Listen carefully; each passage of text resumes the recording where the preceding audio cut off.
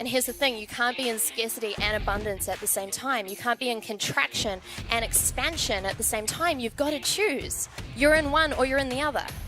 Where are you playing? Where are you at?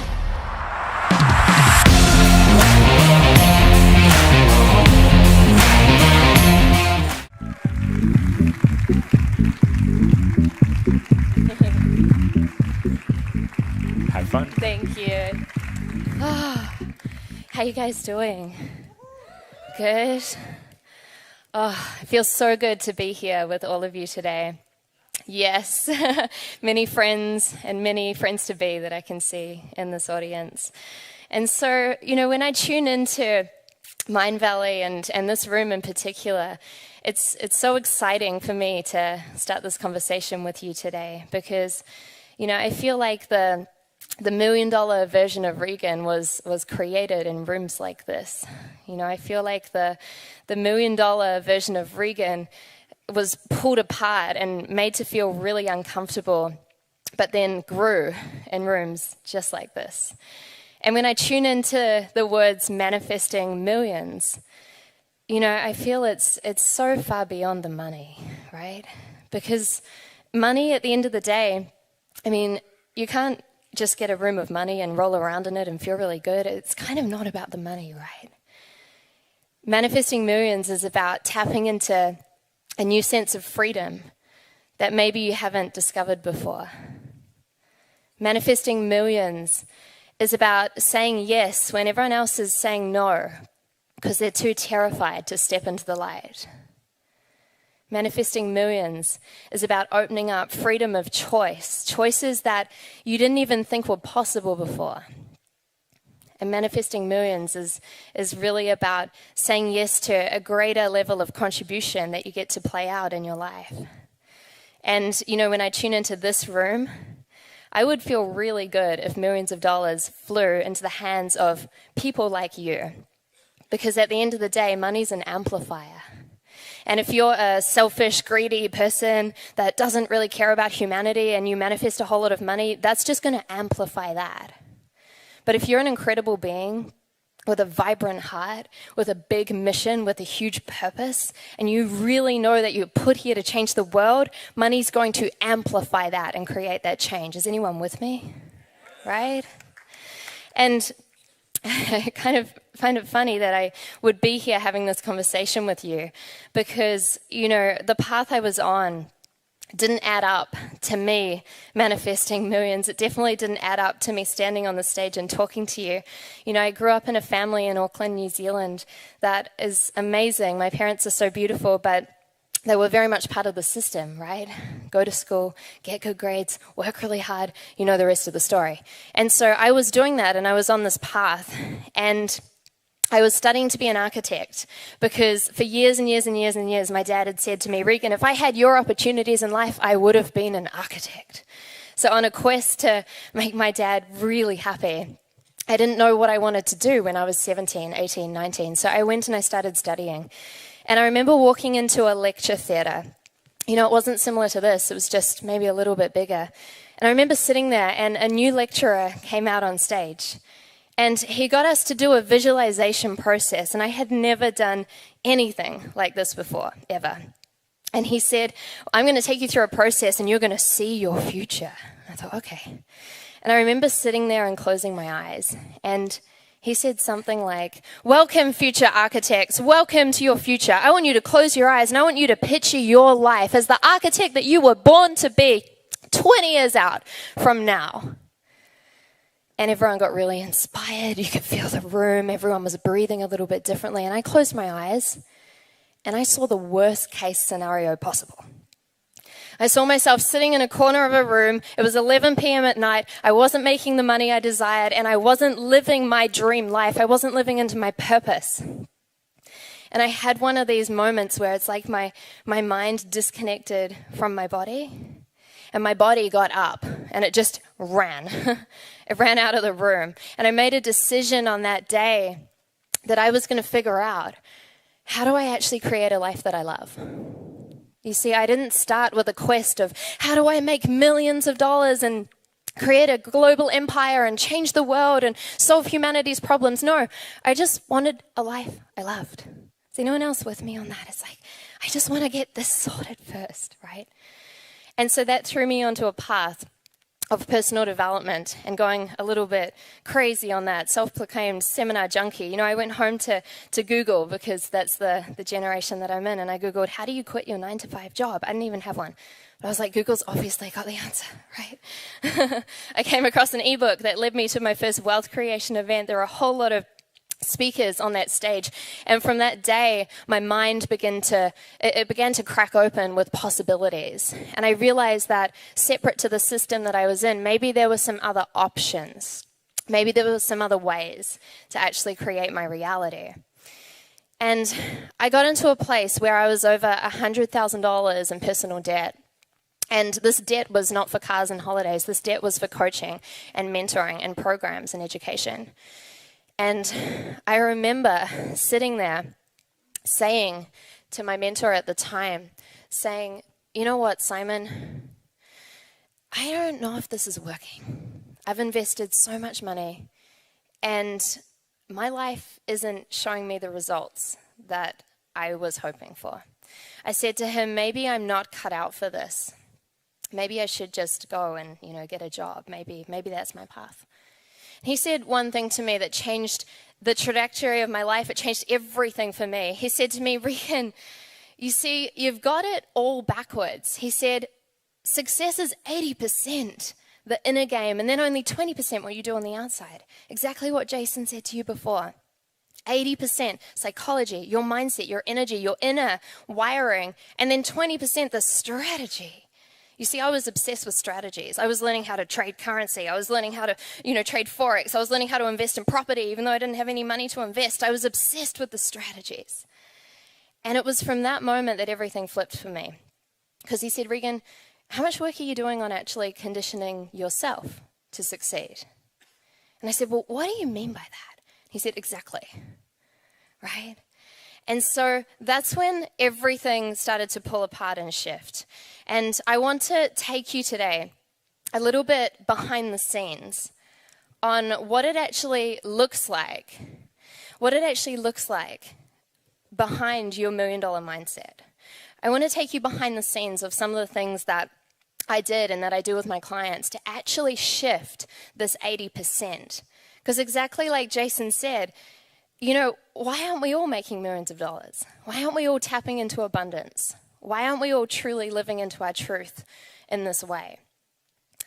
And so when we start unlocking this and we start going through this process, I'm going to take you guys through 9 steps.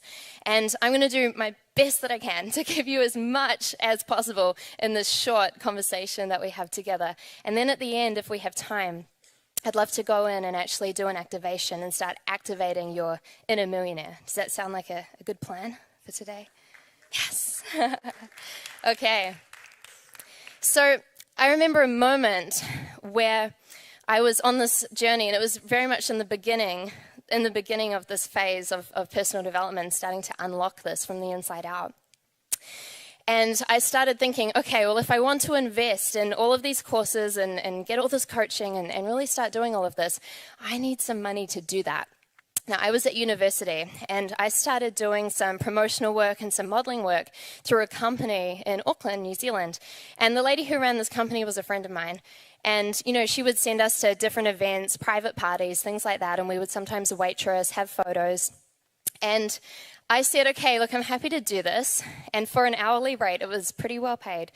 And I said to her, I have one rule though, okay? Here's my rule. I'll do any of the events, just don't put me on a boat. Don't put me on a boat.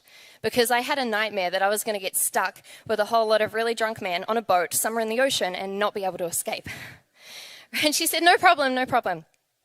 I'd worked for her for about 2 weeks, and so far the first couple of jobs had gone well. And then I get a call from her early on a Saturday morning, and I pick up the phone. It's like 6:45 in the morning. And she says, Regan, I really need a favor. And I said, okay, what's up? What's happened? She was a friend of mine too. And she said, look, I've got an event today. They're an amazing group of people, incredible, amazing people. And, I've got 3 of the girls going out to work at this event. One of them's just called in sick. This person is such an important client to me. I'm so worried I'm going to lose the client. Please, please, please, can you work today? And I said, yeah, it's okay. I can work. Where is it? She goes, yeah, it's on a boat. I said, Micaiah, you know, I don't do that. She goes, I know, but these guys are so nice. Please. She goes, if anything happens, I will hire a boat and come and get you. I said, okay. All right, I'll do it. And so I turned up on this boat to a waitress, right? And I think I was the worst waitress of the world ever, because I did not want to be on that boat. I was not happy about it. They were like, hi, can I have a water? I'm like, there you go. You know, I was not in a good vibe at all. And you know when you look at a group of people and you're like, oh, they're definitely accountants. Oh, they're lawyers. Oh, those guys are creatives. And you can kind of pick what people do, right? This was a work party. And I looked at all these people and I thought, what do these people do? I couldn't read them. I couldn't match it up. And so I said to one of the guys, I said, hey, this is a staff party, right? He goes, yeah. I said, what do you guys do? He goes, we change lives. I go, well, you're an asshole, okay. And then I said to another lady, you know, what do you do? She goes, we help people step into their best self. And I go, okay. I said to someone else, what do you do? And I kept getting these same answers. And I thought, okay, I don't know what these people do, but they've got the biggest egos in the entire world.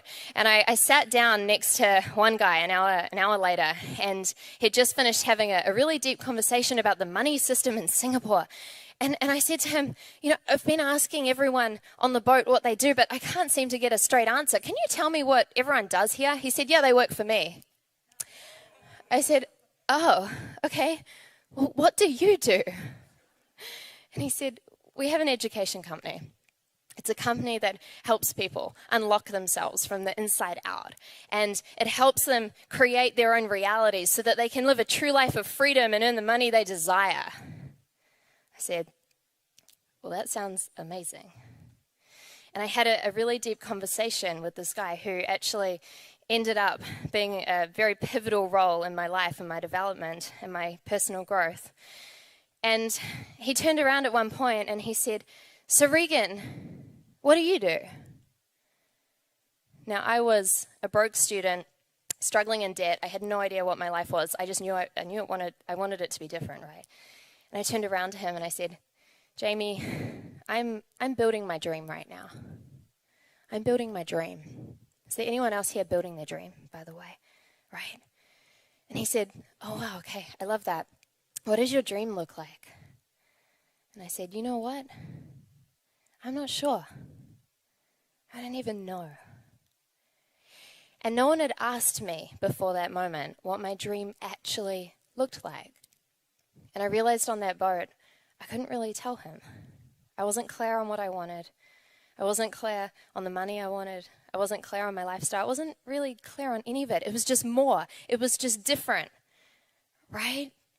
And here's the thing. If you're not clear on your vision and why you want it and where you're actually going, then you don't have containers for the money to flow into.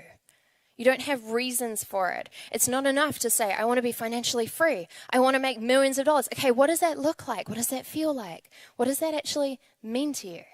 Why? And so I went home that night and I started getting clear on that. I started creating containers for my money to flow into after this conversation with the guy on the boat. And I got so clear and so specific on these containers, I invite you to do the same. It's not just like, oh, you know, I want to do this with my lifestyle. I want to go on this holiday. I want to go over here and do this. I want to contribute to this charity. How much? Write it down to the dollar. And you know what you'll find? Chances are, when you add that up, you don't even need $1 million. I mean, having millions of dollars is great, but you don't even need $1 million potentially for your dream. When I started realizing that, I thought, okay, wow. Okay, well, if I wanted to generate $1 million, what would I do with this other chunk? I don't even have a reason for it right now. Why would I create something in my life if I did not have a reason for it? Right? So I started getting super clear on this and going into this. Are these, oh yes, good, okay. I've got the next slide on here and this one on here. Perfect. And then after I'd gotten clear on this visioning work, I want to fast forward you to a moment probably about 8 months later. And I walked into a personal development event. I was 19 at the time. I was by myself. I didn't know anyone else in the room. And I sat kind of near the back of the room. And the first speaker walked up on stage. And he was so confident. And he stood there and he talked about property. And I thought to myself, he looks really familiar. You know, maybe I've seen him on TV before. Maybe he's really famous and I just don't know. And then the next person got on stage and I thought, he looks really familiar as well. Maybe I've read a book or something and I just don't remember. And then the third person got on stage and I thought, I recognize that face. I thought, what is going on here? And I couldn't figure it out because all these people look so familiar, yet I didn't know them. And then someone tapped me on my shoulder. And I turned around. And this guy said, Regan! And I had the same thing. I recognized him, but I didn't know who he was. And I said, hey. He said, you're the girl from the boat, aren't you? I said, yeah. I was the one that was the kind of rude waitress on the boat. That was me. And I ended up chatting to him. And we worked out that obviously it was the same boat, right, that I'd ended up on. And he said to me, look, we're having a staff event tonight, a party at one of the houses. He said, you should come along. It's a speaker's evening, but you'll fit right in. I said, wow. And I went to that event later on that evening. And I walked into that room and I felt so small. I felt so insignificant. I saw all the people that I'd just seen from the stages making so much money. They've created so much success in their life. And these were incredible heart-centered people that were doing so much good in the world. And I walked into that room and I just thought, I don't belong here. Has anyone else had that? Where it's just like, I wish there was a switch which made me invisible and made me go away. Right? And I realized I had an option. I had a choice. I could either run, my body, my survival instincts wanted to run, or I could actually figure out, okay, how do I survive this room? How do I stay in this room? And I thought, I know. I'm just going to figure out how they all created their success. That's a good idea. Let me interview them all night. So I walked up to them and I would chat to them and I would ask them, I would say, you know, you were so inspiring on stage. How did you really do it? Right? Like, what can you tell me that you didn't tell them on stage? And after all of my information gathering and speaking to about 40 people, I went home later that night totally confused. Because they'd all done it a totally different way. A totally different way. Different strategies, left, right, and center. And so then I lay in my bed and I thought to myself, okay, what is it about these people that is actually the same? And I realized that they felt similar to be around. They had a similar energy to them. I noticed that when they walked into a room, their shoulders were back, their attention and their focus was high. You could feel their heart. They were grounded, they were confident. And I thought, how did I walk into that room? Well, firstly, I was hoping there was a button that would make me invisible. My shoulders were down, my focus was down here. My energy said I didn't want to be here, please don't see me. And I thought, I wonder if I just start being like that, if that'll make a difference. And so I started walking around as the $1 million version of Regan, even though my bank account was in the negative. And if anyone had known what I was doing, they would have probably told me that I was completely insane. But I started asking myself, okay, how does the $1 million version of me walk? How does the $1 million version of me talk? How does the $1 million version of me choose to wake up in the morning? How does this version of me move my body? How does this version of me fuel my body? What does this version of me say yes to boldly? What does this version of me say no to? What kind of people is this version around? Are you guys picking up what I'm putting down here? Because you all have this $1 million vision. The thing is, are you actually choosing to live into it?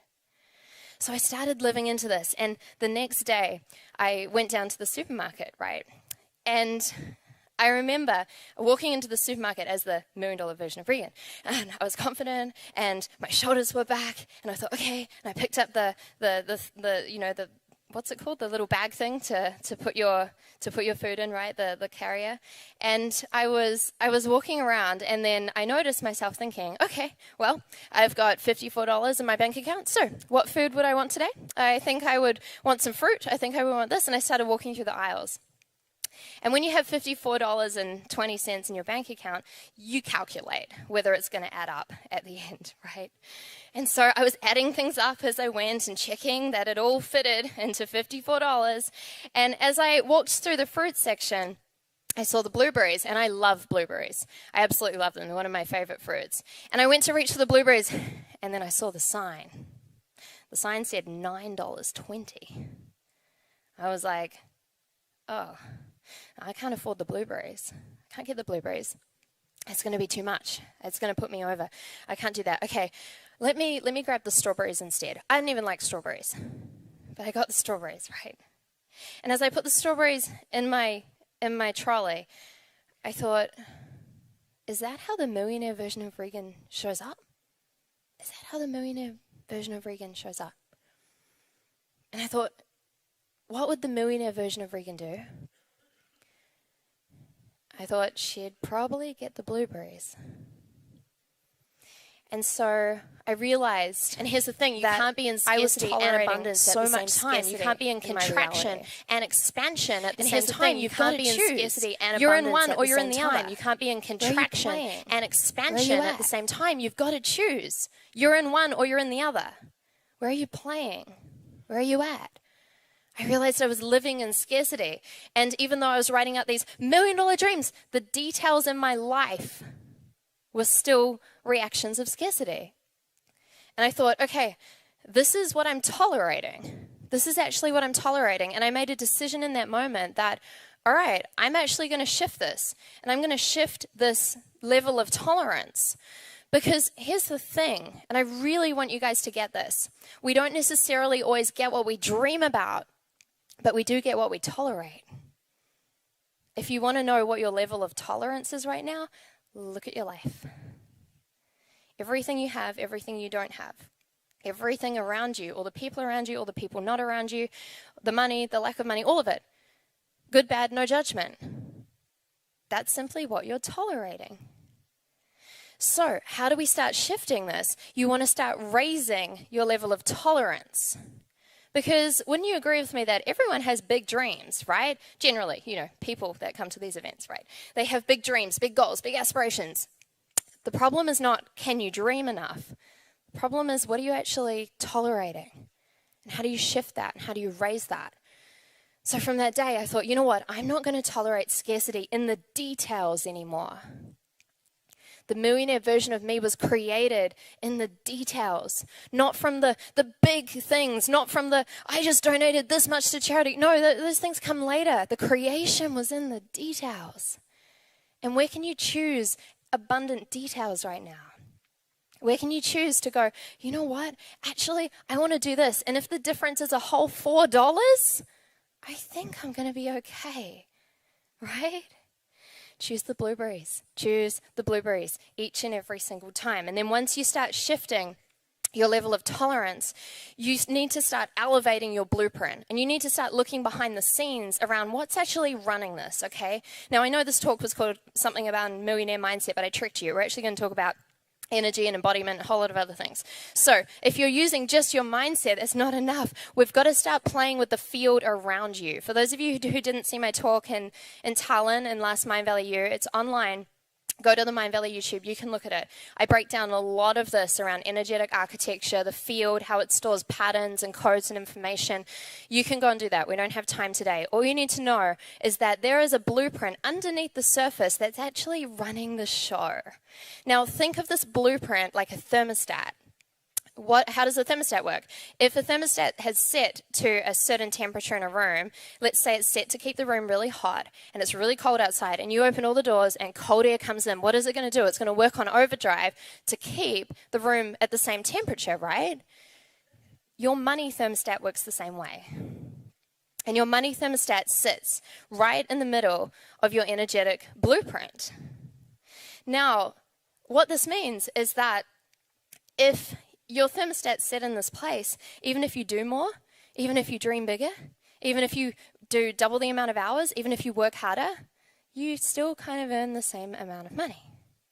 And I've seen this in so many people. So many people, even super high-level clients come to me and they work with myself and Wampa, and we look at it and, you know, they're making millions of dollars even per month sometimes, and they're making the same amount. And they're like, it's not shifting. I've started this new business. I changed the strategy. I redid my marketing. It's not shifting. Yeah, because your thermostat's set at that. Now, if you want to figure out what your thermostat is, you guys can do this after this session. Simply take your income, your cash received over the last 6 months per month, right? So you take your monthly amount for the last 6 months, take an average of that. That's your thermostat, whether you like it or not, okay? And it's from this place of awareness that we can go, oh, okay, cool. That's my current money thermostat. And then from there, we get to start choosing a new thermostat, right? If we're not intentional about it, it won't shift. So you can start choosing a new figure and start going, okay, cool. I want my thermostat to now be set at this. See how this is very different to goal setting. You're not just randomly pulling a figure and going, oh, this is my money goal. No, you're actually working behind the scenes to take your thermostat and consciously tell your money blueprint to shift to that. Now, what has to happen in order for that to happen is that we've got to start actually aligning our belief system to be in alignment with this, okay? Because if we set our energetic thermostat, but our mind is telling us that that's impossible and you'd never earn that amount of money and you don't deserve that, then that's not going to click, right? So this is where I invite you to write down at least 20 beliefs around what you now choose to believe about your new thermostat. For example, I choose to believe that this figure is now my thermostat. I choose to believe that each and every single month, this is my new minimum. I choose to believe that every day I connect with this thermostat. I choose to believe that this money manifests with total ease and grace and flow from doing what I love. Every minute, every breath. That's your soul work, okay?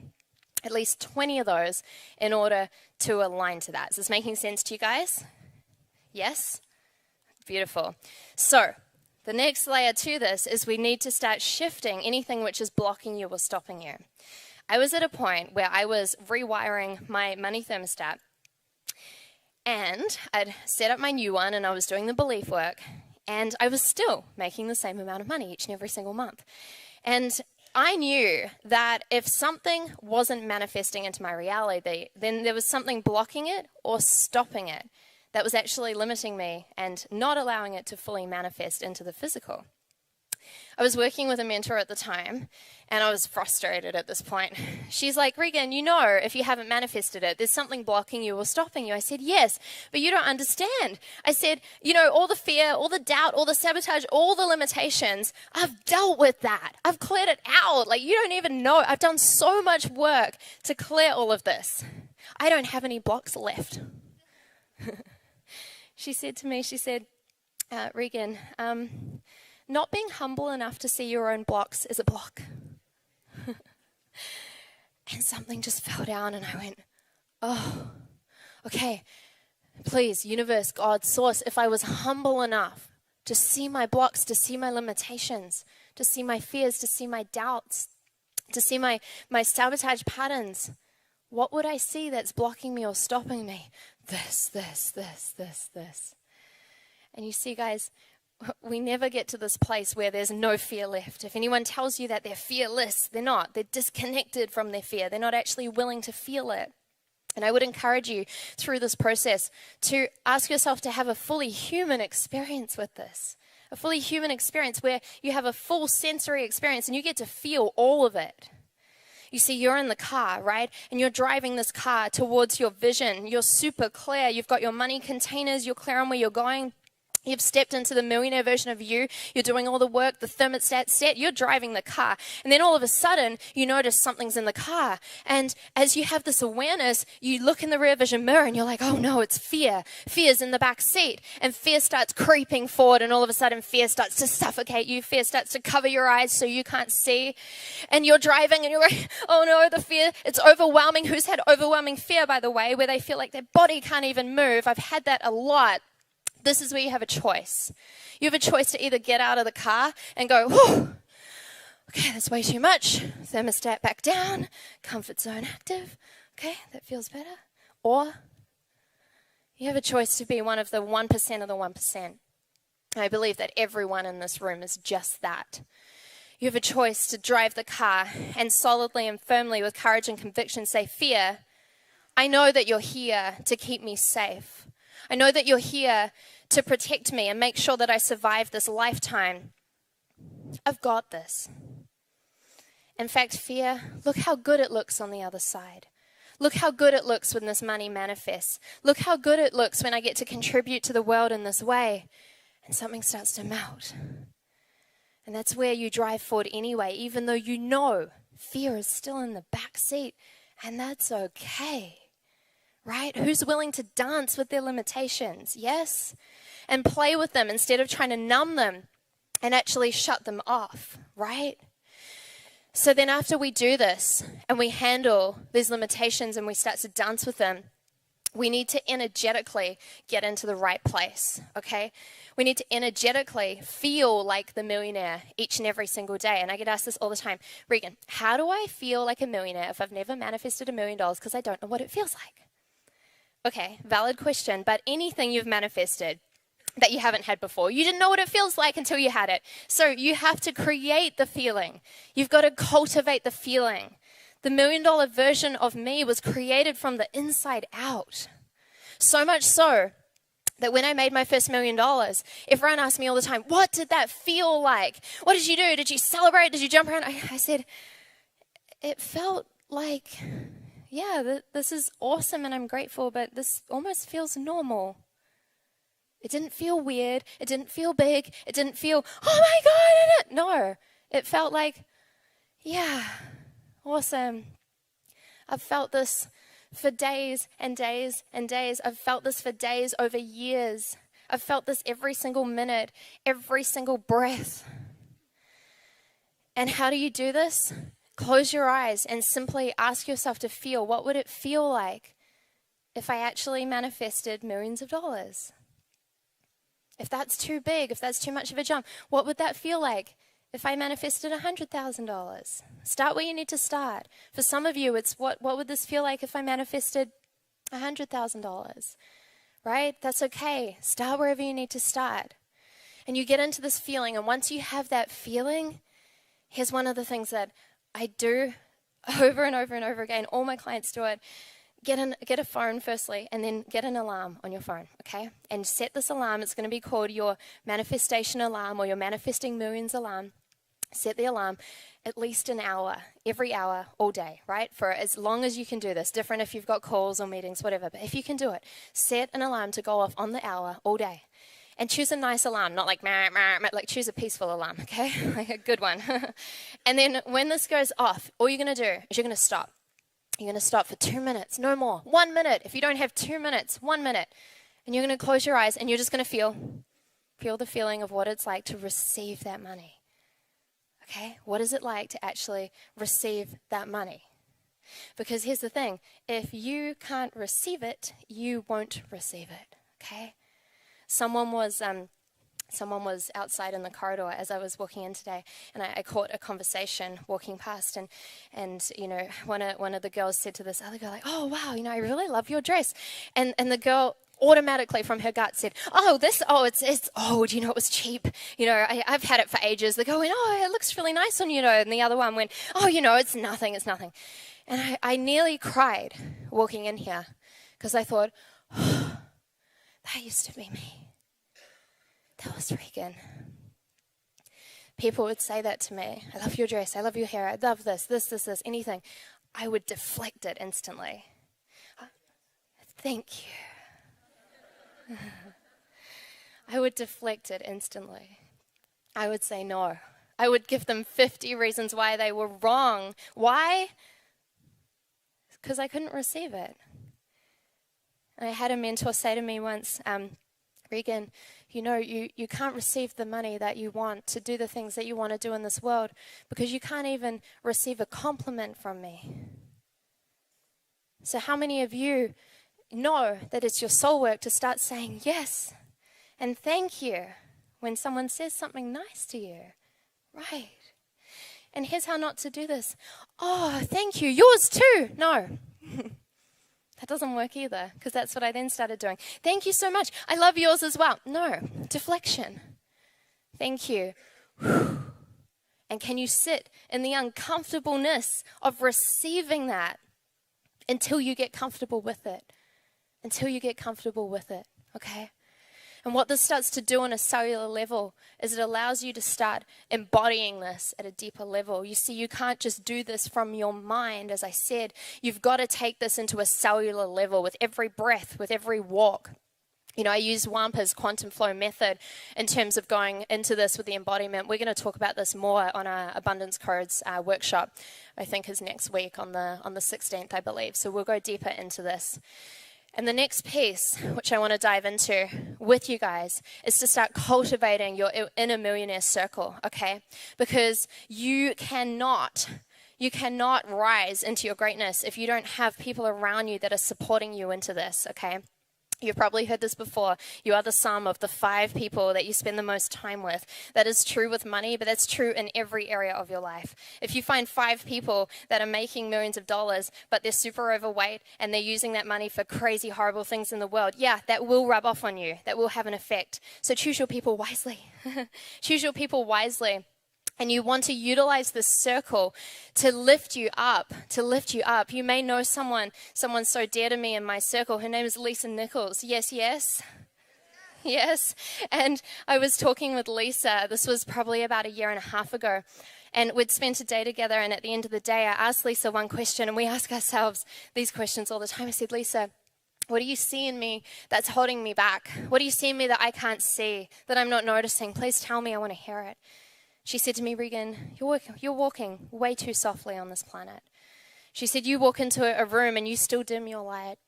You still dim your light because you're worried that you're too bright or too shiny. She goes, that's holding you back. That's holding you back in your money. It's holding you back. She goes, that's holding you back with all of it, baby. Right? But it's these conversations where something activates in you, something actually shifts, right? And then it's from this place that you go out into the world and you take aligned action. It's from this place that the strategy comes in. It's from this place that you hire your team. It's from this place that you develop out your marketing. It's from this place that you do a live stream on Facebook. Can you see where the 20% clicks in? It's right at the end.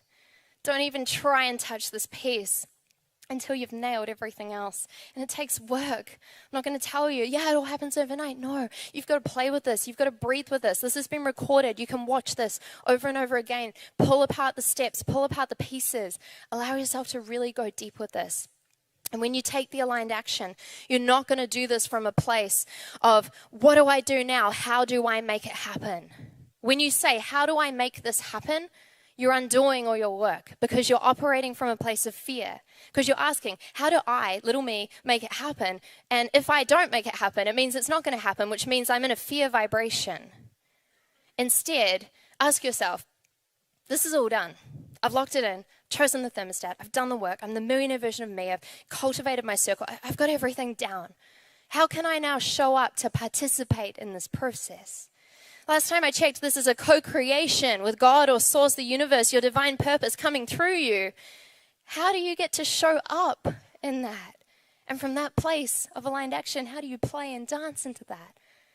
That's an extremely expansive, abundant energy to be in, rather than a fear and lack and scarcity type of vibe, okay?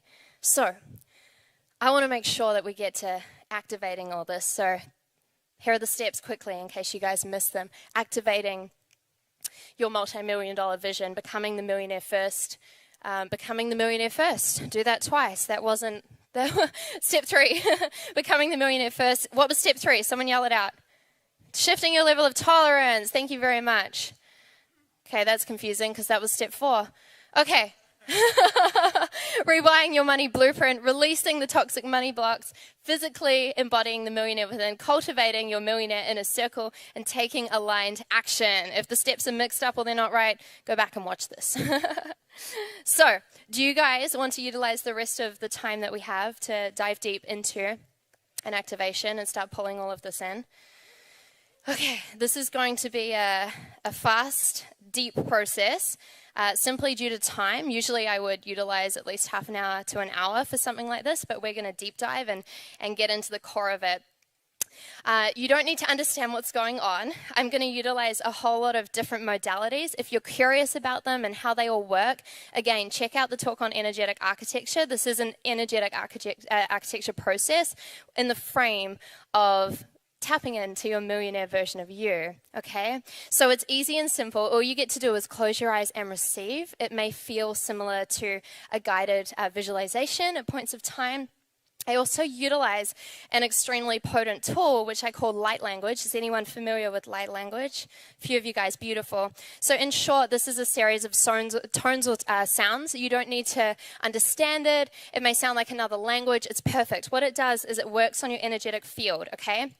It recodes all the patterns and all the pieces of information in order to bring you back into wholeness, into connection with your higher self, and allowing the millionaire version of you to drop down and truly be embodied. Does that sound good? Yes. Okay, so let's dive into it. I want you guys to ground deeply into your seats. Firstly, pop down any paper, pens. I want you to get comfortable. This is a closed eye process. Taking your time to ground into the space, ground into the room, aware of your breath. That's it. And from this place, go ahead and simply deeply close your eyes. That's it. Having awareness right now of the group around you, allowing yourself to feel everyone's energy and intention as we go deeper and deeper into calling in and activating the $1 million version of yourself, the abundant version of yourself, allowing you to live in abundance in every single area of your life. That's it. And from this place, go ahead and pull up a screen in front of you. And as you witness the screen, you notice there's a movie playing on the screen. And the movie on the screen is you living into your $1 million vision. And I want you to watch this movie and be aware of what's going on. Who's in this vision? Who's not in this vision? What are you doing? What's going on in that exact moment? That's it. Good. And now go ahead and simply jump into the movie. Whew, that's it. Jump into the movie screen and allow yourself to witness the movie through your own eyes. Good. Noticing what's going on, hearing any of the sounds, feeling what's going on right now. That's it. Good. And from this place, you notice that something feels a little bit different in your body. As you notice that in the field around you, as you feel it through your physical body, your energetic blueprint begins to shift. That's it. Notice it begins to shift and upgrade as your level of tolerance begins to rise. What you have been currently tolerating in your reality, you no longer choose to tolerate. That's it. As you allow all of this to shift and rise and bubble in your body, noticing any sensations which come up. That's it. Good. Allowing all of this to continue to upgrade through the field of the heart, upgrading all of the geometries within your heart. Allowing all of that to drop deeper and deeper at a cellular level.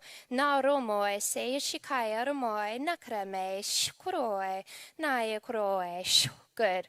And you're aware or maybe not aware right now that right now we're clearing out all of the generational lines, linking any of this past money distortion through your family, clearing 7 generations forward, 7 generations back, allowing these lines to simply clear and shift, bringing them back to their divine natural state. Good. And going ahead right now and clearing out any distortion that has been imprinted upon your field, any worry, any fear, any doubt, any lack. This is not yours. This is not part of your higher self. This is not the true essence of who you are. We request right now that all of this goes ahead and shifts and clears out of your system, allowing it to clear out of your system, out of your body. Clear,